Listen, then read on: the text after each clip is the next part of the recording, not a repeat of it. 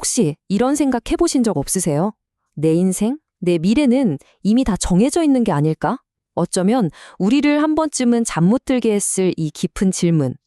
오늘은 바로 이 신앙과 운명, 그리고 우리의 자유의 의지 사이의 복잡한 관계를 하나씩 차근차근 풀어가 보려고 합니다. 네, 바로 이 질문이죠. 지금 내가 하는 고민들, 앞으로 내릴 수많은 결정들이 정말 의미가 있는 걸까요? 아니면 우리는 그냥 이미 완벽하게 짜여진 각본 위에서 연기하는 대우일 뿐일까요? 이거 정말 무게감 있는 질문이죠, 그죠? 자, 이 복잡한 주제를 제대로 따라가기 위해서요. 오늘은 이런 순서로 한번 이야기해 볼게요.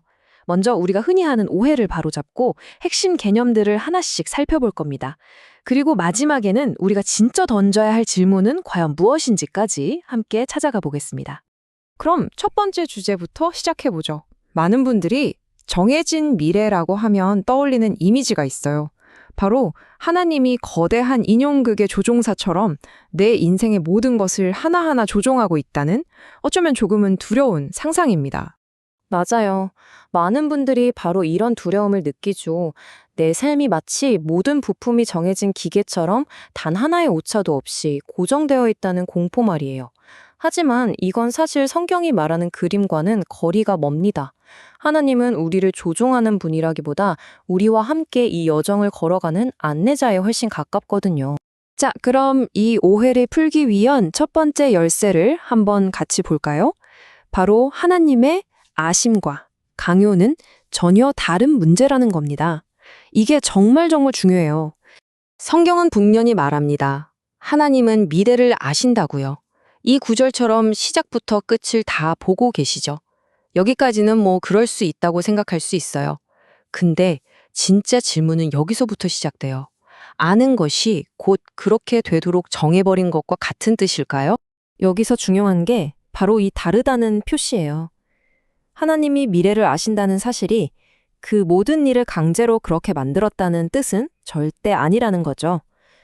우리가 어떤 영화의 결말을 스포일러 당해서 미리 안다고 해서 우리가 그 영화의 배우들을 조종하는 건 아니잖아요. 딱 그런 거예요. 아는 것과 조종하는 것은 완전히 다른 차원의 이야기입니다. 이게 무슨 말인지 좀 더 와닿게 하려면 성경에 나오는 실제 사례들을 보는 게 제일 좋아요. 만약 모든 게 각본이었다면 성경 속 인물들이 했던 그 수많은 고뇌와 선택들은 다 의미 없는 연기였을 테니까요. 성경 이야기들을 한번 쭉 떠올려 보세요. 가인은 죄를 다스릴지 말지 선택의 기로에 섰고요. 이스라엘 민족은 순종과 불순종 사이에서 끊임없이 갈등했죠. 심지어 예수님조차 네가 원한다면 이라고 말씀하시면서 선택권을 주셨어요. 이게 다 뭘 보여주겠어요? 절대 그냥 짜고 치는 연극이 아니었다는 거죠.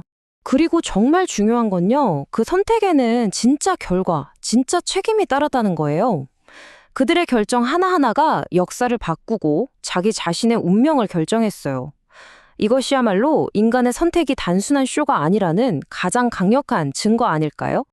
그렇다면 하나님의 계획이라는 건 대체 뭘까요? 여기서 우리는 하나님이 일하시는 방식에 대한 아주 중요한 통찰을 얻게 되는데요. 하나님은 고정된 프로그램을 실행하는 컴퓨터가 아니라 우리와의 관계 속에서 일하시는 분이라는 점입니다. 그러니까 하나님의 계획은 이미 다 깔려있는 철길 같은 게 아니라는 거예요. 오히려 우리의 선택이라는 변수에 따라 함께 흘러가는 살아있고 역동적인 강물에 더 가깝습니다. 우리의 반응과 선택을 무시하는 그런 닫힌 각본이 아니라는 거죠. 실제로 성경을 보면 그런 장면들이 꽤 많이 나오잖아요. 인간이 회개하니까 심판을 거두시기도 하고 기도에 응답하시면서 마치 계획을 바꾸시는 것처럼 보이는 모습들이요. 근데 이게 하나님의 약점이나 변덕을 보여주는 게 아니에요. 오히려 그만큼 우리와의 관계를 소중히 여기신다는 가장 강력한 증거인 셈이죠. 자, 이제 가장 어렵고 또 오해가 많은 개념을 다뤄볼 시간입니다. 아마 이 단어 들으면 머리부터 아파오는 분들 계실 거예요. 바로 예정입니다. 보통 이걸 들으면 모든 게 결정된 운명론을 떠올리기 쉬운데 성경이 말하는 본래 의미는 그것과는 결이 좀 다릅니다. 성경에서 말하는 예정은요, 누가 구원받고 누가 버림받을지 이름이 적힌 살생부 같은 게 아니에요. 그보다는 하나님께서 우리를 위해서 구원으로 가는 길을 미리 열어두셨다는 아주 은혜로운 선포에 가깝습니다. 그러니까 미래를 꽉 잠가버리는 자물쇠가 아니라 희망으로 가는 문을 열어주는 열쇠 같은 개념인 거죠. 물론 솔직히 말씀드리면 이 지점에서 우리는 인간의 머리로는 완벽하게 이해할 수 없는 벽에 부딪히게 됩니다. 어떻게 모든 것을 아시는 전능한 하나님과 자유로운 선택을 하는 인간이 동시에 존재할 수 있는가? 이 팽팽한 긴장감은 우리의 논리로 완벽하게 설명되지 않을 수도 있어요. 그리고 성경은 이 두 가지 진실을 둘 다 놓치지 않아요. 양손에 꽉 쥐고 있는 거죠. 하나님의 절대적인 주권과 통치, 그리고 동시에 인간의 선택에 대한 실제적인 책임. 이 둘을 우리가 완벽히 조화시키지 못한다는 사실 자체가 어쩌면 하나님이 우리 이해를 훨씬 뛰어넘는 분이라는 증거일지도 모릅니다. 자, 지금까지 모든 논의를 한번 모아봅시다. 이 모든 설명은 결국 우리에게 한 가지를 요구하고 있어요. 바로 관점의 전환입니다. 미래를 바라보는 두려움에서 하나님을 신뢰하는 믿음으로의 전환 말이죠. 그러니까 핵심은 바로 이거예요.